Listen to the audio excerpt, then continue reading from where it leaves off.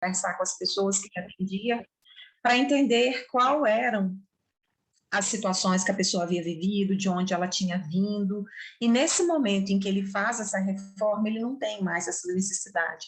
Essas questões mundanas, de menor grandiosidade, não lhe interessam mais. E quando a Narcisa coloca isso para ele, ela faz com que ele reflita sobre aquilo que ele estava desenvolvendo, sobre a tarefa que ele estava desempenhando. E ele percebe que, de fato, ele poderia fazer outra coisa que talvez lhe trouxesse um vigor novo, um renascimento dentro daquilo que ele estava se propondo. E ela, inclusive, fala com ele: encha a sua taça com a caridade, com o amor divino. Não exatamente nessas palavras, mas mais ou menos com esse sentido. Busque algo que lhe traga a alegria de estar desenvolvendo essa tarefa. Não no automatismo, não fazer por fazer, mas que você de fato se sinta envolvido com aquela tarefa, que aquilo seja para você um reconhecimento de que você faz a diferença, de que de fato você está realizado e está mudando também a vida de outras pessoas, espíritos encarnados e desencarnados, com essa nova função a que você pode se propor. E ela fala com ele, então, do Ministério da Comunicação. E ele fica extremamente interessado, isso traz para ele um olhar diferente, um sentimento diferente, aquela alegria, aquele frio que a gente sente na barriga, o coração batendo forte diante de um novo desafio, diante de alguma oportunidade que nos aparece muitas vezes. E ele faz, de fato, essa renovação. Ele busca os conselhos do Tobias com relação aos apontamentos que a Narcisa havia lhe feito, e o Tobias se propõe a levá-lo para conversar, então, com as pessoas dentro do Ministério da Comunicação, para verificar se havia, de fato, uma oportunidade para que ele pudesse ingressar nesse ministério. Eu aqui vou só contar fragmentos da história, porque eu recomendo que vocês leiam o livro, quem ainda não leu, é extremamente importante, então eu não vou tirar o mistério e contar alguma teoria para que vocês percam o interesse. Então eu vou simplesmente citar alguns fragmentos. O Tobias leva ele para conversar com um dos responsáveis, que lhe fala que as 50 vagas, essas 3 disponíveis para novos aprendizes dentro do Ministério. E se de fato o André Luiz estivesse disposto a se comprometer integralmente com essa nova tarefa, ele seria, então, muito bem-vindo a atuar como um discípulo ali no aprendizado dentro do Ministério da Comunicação. E ele vai com Tobias, então, ele aceita a tarefa e ele vai com Tobias ao prédio, ao local onde era o instituto, onde tinha os vários institutos ligados ao Ministério da Comunicação. E ele fica, inicialmente, extremamente impressionado com a grandiosidade, com o número de pessoas que iam e vinham, com as conversas, com os jardins, aquilo tudo aquilo tudo causa para ele uma impressão muito grande. E ele fica extremamente feliz em poder ter essa oportunidade e vai perguntando, como sempre, o André Luiz é muito curioso, ele vai perguntando e o Tobias vai esclarecendo.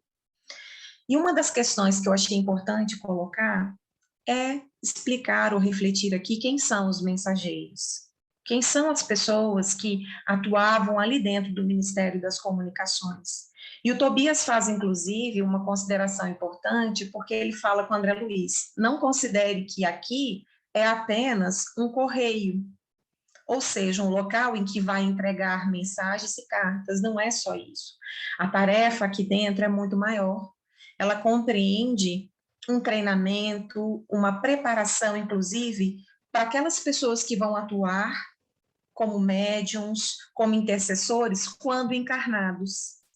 E ele traz, então, que não existem apenas espíritos desencarnados como mensageiros auxiliando. Também existem aqueles que encarnam com essa nobre tarefa. Nem todos, contudo, têm êxito na tarefa. Alguns conseguem cumpri-la parcialmente e outros falham. E diversos são os aprendizados, as histórias que o André Luiz ouve e participa dessas questões. Não vou relatá-las aqui nesse momento, mas mostra de fato qual é a importância do trabalho desses mensageiros, desses colaboradores que não só trazem mensagens, mas eles auxiliam também na nossa evolução, no nosso progresso, nas curas, enfim, nas várias nuances que levam ao nosso crescimento e aprendizado, tanto de espíritos encarnados quanto desencarnados. E nesse momento, ele vai, então, junto com um amigo que ele conheceu, que seria também um colaborador junto com ele, um médico também, enquanto encarnado, que trabalharia muito próximo a ele, aprendendo essa função de mensageiro, que é o Vicente. E eles vão assistir uma palestra em que o Aniceto vai estar falando a respeito da importância, da grandiosidade do trabalho. E um fragmento dessa fala, dessa palestra que ele apresenta, coloca o seguinte, que o Ministério da Comunicação, ele aceita somente colaboradores interessados na descoberta da felicidade de servir. Ele vai explicando, parece uma fala dura quando a gente analisa inicialmente a colocação de Aniceto, mas depois, quando a gente começa a refletir sobre essa fala, a gente entende que ali não cabiam os orgulhos pessoais ou aquela necessidade de ser exaltado, de ser reconhecido pelo trabalho. Ele coloca ainda além, que se uma pessoa errasse, todos seriam responsabilizados, todos responderiam por aquilo. Então, isso traria uma unidade, um sentido de unidade, de trabalho coletivo muito grande. E que o trabalho ali era sério, não era uma brincadeira. Quem estava interessado apenas em facilidades ou ao não comprometimento integral com o trabalho, aquele não seria o local adequado. Então, não são palavras duras, mas são palavras que nos fazem refletir até que ponto nós assumimos dentro do nosso papel, enquanto encarnados, a verdadeira tarefa da lição ou da missão que devemos desempenhar. Dentro dos nossos trabalhos cotidianos, dentro do nosso lar, nas várias funções que desempenhamos enquanto filhos, pais, enquanto marido e esposa, o quão nós nos comprometemos com esse trabalho, com essa missão. E dentro do sentido da caridade, o quanto nós nos doamos seriamente comprometidos com essa tarefa. Então, quando o Aniceto coloca dessa forma, traz essa reflexão, traz essa análise. E o André Luiz entende e continua comprometido com essa oportunidade que lhe apareceu de participar, então, de uma atividade diferente. E Tobias lhe fala também uma lição importante, porque o André Luiz, ele questiona a questão de terem tantas pessoas que fracassaram na sua tarefa, apesar de terem se preparado durante muito tempo no mundo espiritual, quando encarnados tinham uma missão a cumprir e por medo, por alguns orgulhos ou pela própria vaidade pessoal ou pelo apego excessivo às condições materiais, falham nessa tarefa. E o Tobias fala para ele que existe doutrina e doutrinadores, e que isso não pode justificar aquilo que é o preceito maior, aquilo que Jesus nos ensinou. E ele coloca mais, pode a enxada ser excelente, mas se falta o espírito de serviço do cultivador, o ganho da enxada será inevitavelmente a ferrugem. O que ele quis colocar com isso? Também considerei uma lição importante para nós refletirmos aqui. Que por mais que nós tenhamos todas as necessidades ou todas as condições para realizar o trabalho, se nós não tivermos um bom ânimo, a boa vontade em realizar aquele trabalho, e não apenas fazendo aquilo como uma moeda de troca, ou entendendo que nós precisamos fazer caridade, por isso nós vamos fazer, mas ok, eu estou esperando alguma retribuição, eu vou para o centro ajudar, mas eu espero com isso ganhar pontos na minha progressão, sem se doar verdadeiramente, sem que aquilo seja um trabalho em que às vezes eu não estou com tanta vontade de realizar, eu estou fazendo aquilo por uma obrigação, não que aquilo está trazendo aquela paz de espírito, aquele amor, aquela dedicação, aquela alegria em servir. Então, por mais que nós tenhamos todas as condições para realizar o trabalho, se nós não tivermos aquele interesse sincero, fraterno de realizar essa tarefa, de nada vai servir. Nós seremos tal qual a enxada, nós vamos enferrujar. Então, nós não podemos querer barganhar através das nossas ações caridosas com vantagens que nós obteremos na vida após quando nós fizermos a nossa passagem. Telésforo profere também uma palestra muito importante para as pessoas que estão ali aprendendo, né, como mensageiros. E ele coloca uma informação importante, a palestra dele traz vários ensinamentos, eu também peguei só um fragmento. Cesse para nós a concepção de que a Terra é um vale tenebroso, é uma grande oportunidade de trabalho redentor. Muitas vezes, quando a gente começa a ler, quando a gente começa a refletir, a gente começa a pensar que aqui na Terra a gente está apenas espiando. Então, nós teremos apenas situações difíceis para passar e que nós precisamos entender que essas situações, elas se apresentam para nós como uma oportunidade, mas não é só isso, a gente não pode pensar que é só esse vale tenebroso, que nós temos apenas pessoas espiritualmente pouco desenvolvidas ou que buscam muito pouco as coisas espirituais, os ensinamentos espirituais. E Telésforo coloca que não, que nós precisamos encarar a nossa permanência aqui como uma oportunidade sagrada de trabalho redentor. Todas as situações que se apresentam para nós, elas são sim uma tarefa importante, uma oportunidade importante para o nosso aprendizado, para o nosso crescimento, para o nosso aprimoramento espiritual. Mas isso não precisa ser sofrido. A gente pode, se nós tivermos uma mudança nesse pensamento, entender que essas situações que nós passamos, elas podem ser contornadas ou passadas ou superadas de uma forma mais leve, sem esse sofrimento todo, sem ficarmos pensando por que está acontecendo comigo, eu fui uma pessoa boa, por que isso agora apareceu, qual a necessidade de eu passar, e a gente fica naquele sofrimento, naquele martírio, e às vezes até em negação, achando que não deveríamos estar passando por aquela situação. Mas Deus não falha.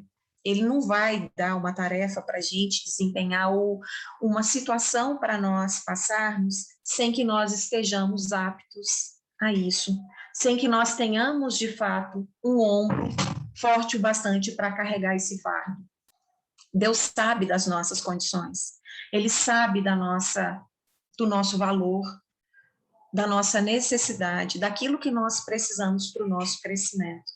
Então, passemos, meus irmãos, a enxergar esse momento que a gente vive, as várias situações que aparecem no dia a dia, na nossa vida, umas mais fáceis, outras mais difíceis, umas que a gente consegue superar e resolver mais fácil, mais rapidamente, outras que demoram um longo tempo para que a gente consiga entender, talvez, e resolvê-las ou superá-las, mas que nós entendamos que elas são oportunidades para o nosso melhoramento, para o nosso crescimento.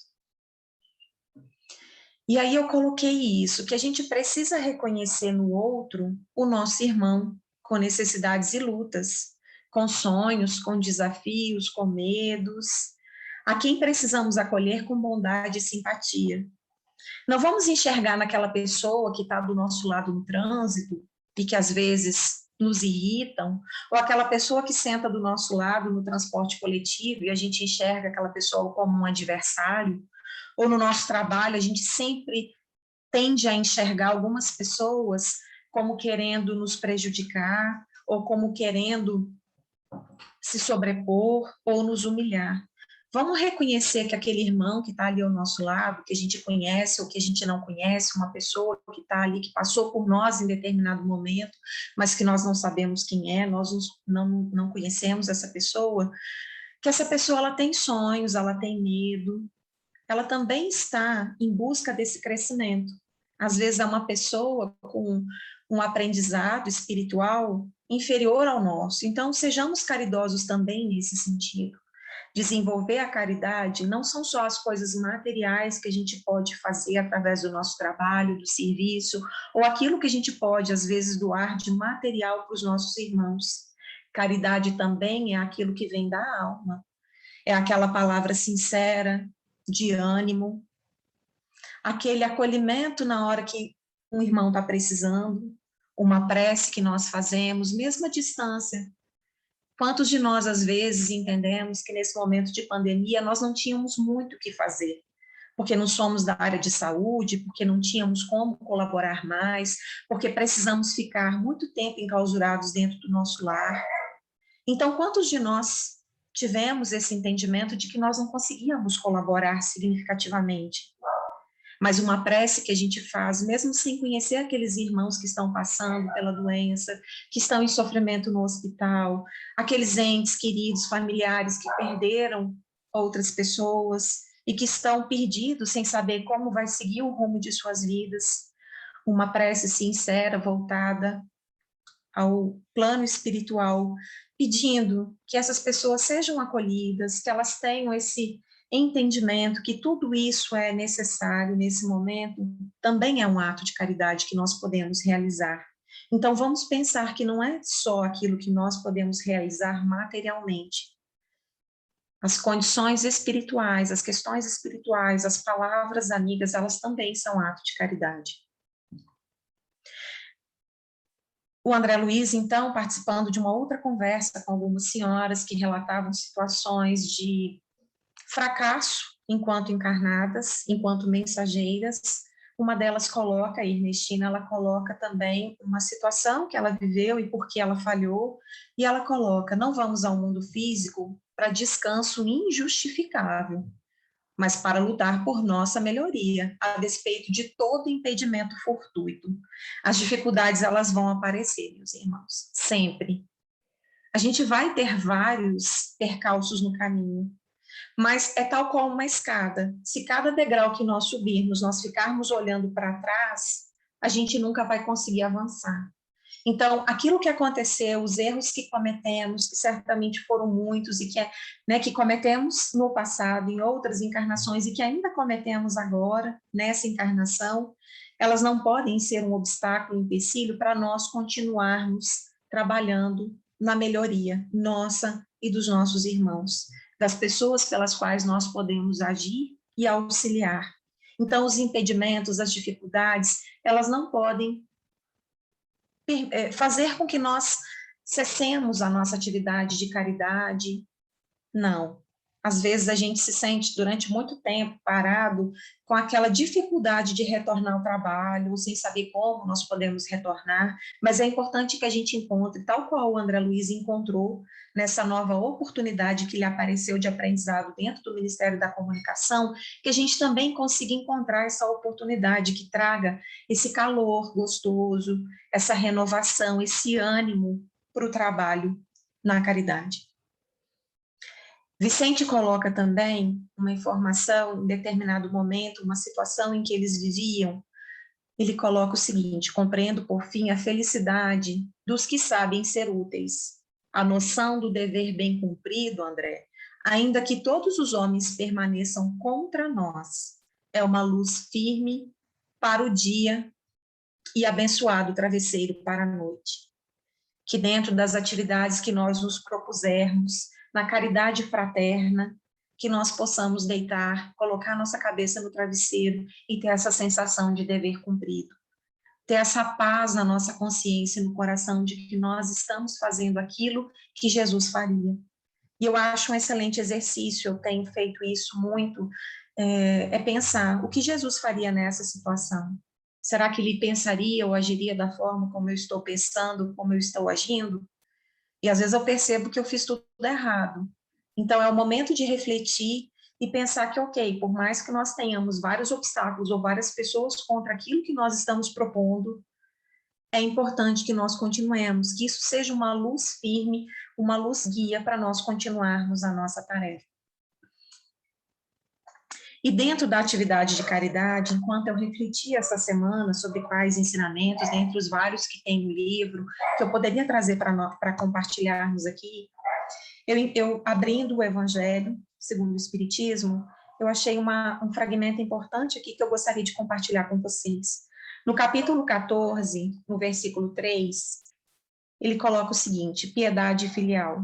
O mandamento, honrai o vosso pai e a vossa mãe, é uma consequência da lei geral de caridade e de amor ao próximo.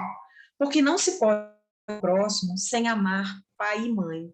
Mas a palavra honrai encerra um dever a mais a seu respeito, o da piedade filial. Deus quis mostrar com isso que ao amor é preciso acrescentar o respeito, as atenções, a submissão e a condescendência, o que implica a obrigação de cumprir para com eles de um modo mais rigoroso ainda tudo o que a caridade manda para com o próximo. E ele coloca ainda: honrar o seu pai e a sua mãe não é somente respeitá-los, é assisti-los na necessidade, proporcionar-lhes o repouso na velhice, cercá-los de solicitude como fizeram por nós em nossa infância. Eu achei importante essa colocação enquanto caridade que ele nos traz, pensando nos mandamentos em relação aos nossos pais, ou aqueles que têm cumprido esse papel de nosso pai e nossa mãe nessa existência. Não necessariamente um pai e mãe biológico, mas aqueles que também nos acolhem de coração. Achei isso fundamental, porque traz também uma reflexão que às vezes a gente está tão envolvido com o trabalho de caridade no posto de assistência, com outros irmãos necessitados, que nós esquecemos de olhar também com um olhar caridoso para aquelas pessoas que estão próximas a nós. E os nossos pais, segundo coloca Allan Kardec, aqui no Evangelho, é isso. É também pensar que nós temos que ter esse carinho e cuidado com quem teve tanto cuidado e carinho em nos receber como filhos, em nos guiar durante toda a nossa infância, adolescência e parte da nossa vida adulta, para que nós estivéssemos trilhando o nosso caminho. E aí, para finalizar, uma reflexão importante que está hoje também no Evangelho é sobre o grão de mostarda. Essa plantinha que está ali atrás, bonita, é a planta da mostarda. A mostarda é a menor semente que a gente tem na natureza, mas depois que nasce, cresce, ela fica vigorosa.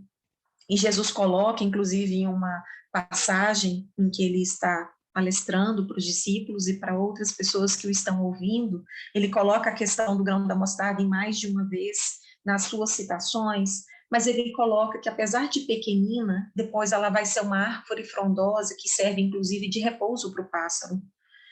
E em um dos momentos em que o André estava no aprendizado dele, junto com Vicente Aniceto, ele participa de uma reunião espiritual no Evangelho no Lar, na casa de uma senhora, Dona Isabel Encarnada, e ela foi inspirada na leitura pelo espírito de Fábio, que estava ali, então, auxiliando ela na reflexão da palavra.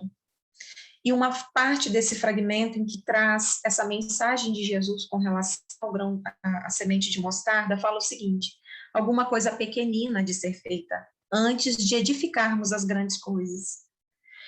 Então, eu queria que a gente ficasse com essa mensagem final, que antes de nós conseguirmos fazer grandes feitos, grandes realizações, aquilo foi inicialmente um pensamento, às vezes um pensamento nosso, tímido.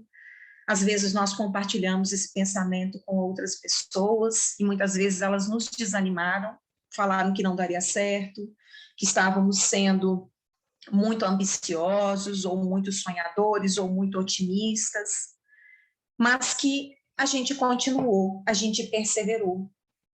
Todo livro que foi escrito, no começo ele era uma linha, ele começou inclusive com uma palavra, depois uma linha, né, uma frase, um capítulo, 2 capítulos, 3, e no final tinha uma bela história. Então, nunca nos sintamos pequenos o bastante, ou que as tarefas que a gente desempenha, elas são muito pequenas, porque a gente faz toda vez que nós fazemos, com coração, com amor, com essa fraternidade espiritual, com essa dedicação e esse devotamento. Nada é pequenino aos olhos do Pai. E toda tarefa bondosa, ela certamente terá o seu reconhecimento e a sua retribuição, enquanto no mundo espiritual. Então, meus irmãos, era essa mensagem que eu tinha para trazer. Agradeço muito a oportunidade e a participação de vocês.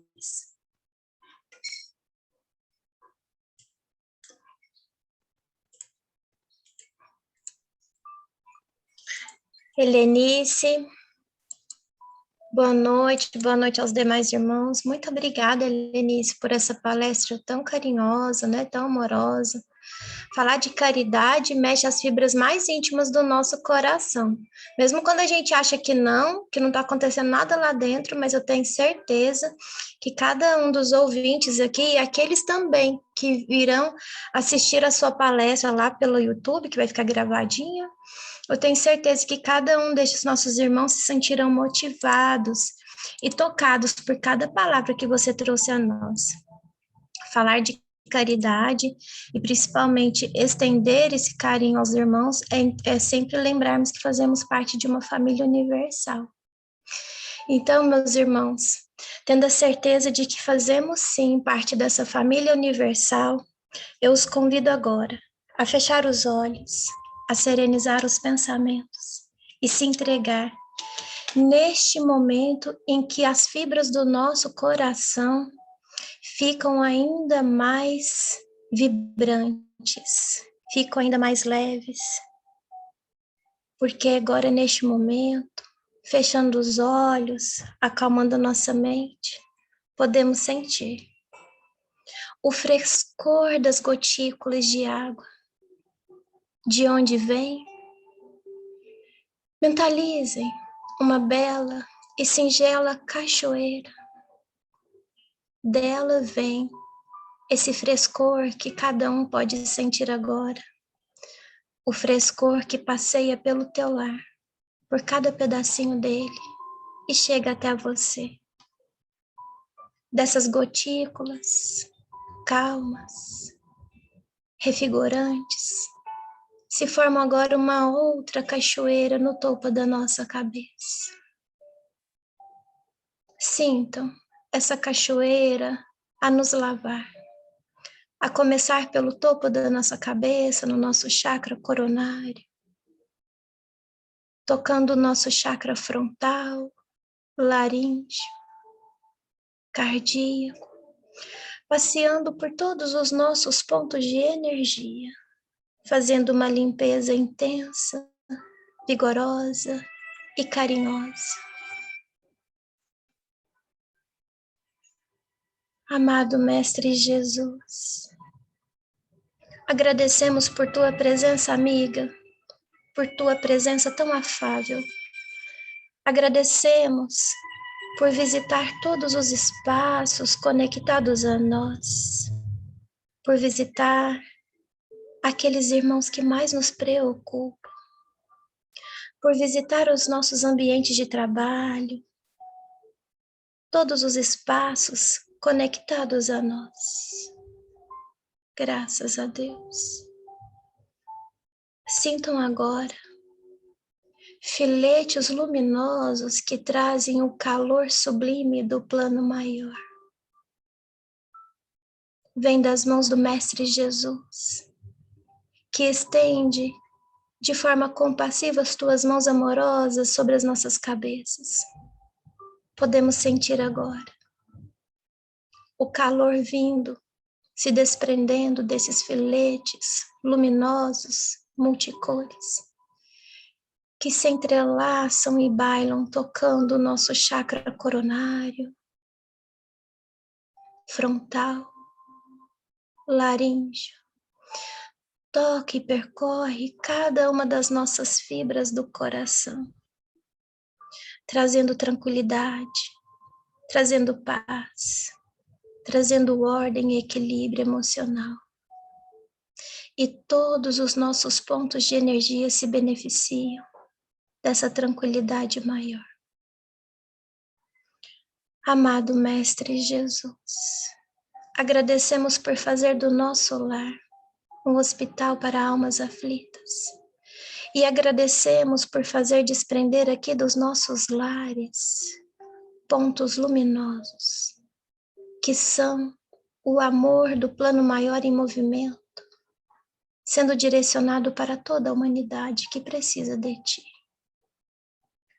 Obrigada, Mestre, por colocar nos reservatórios de água dos nossos lares o mais sublime medicamento, que agora se organizam com molécula a molécula das águas que vamos fazer uso. E da mesma forma que somos presenteados por esse medicamento, todos os recursos hídricos do nosso planeta também recebem essa fonte de amor maior.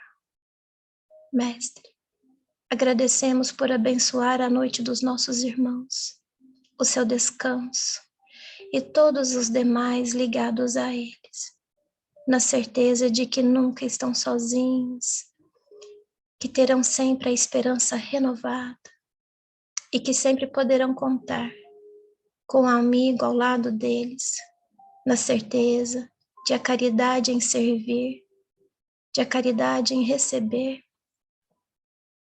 sempre estarão presentes na forma de amor delicado, na forma de amor maior.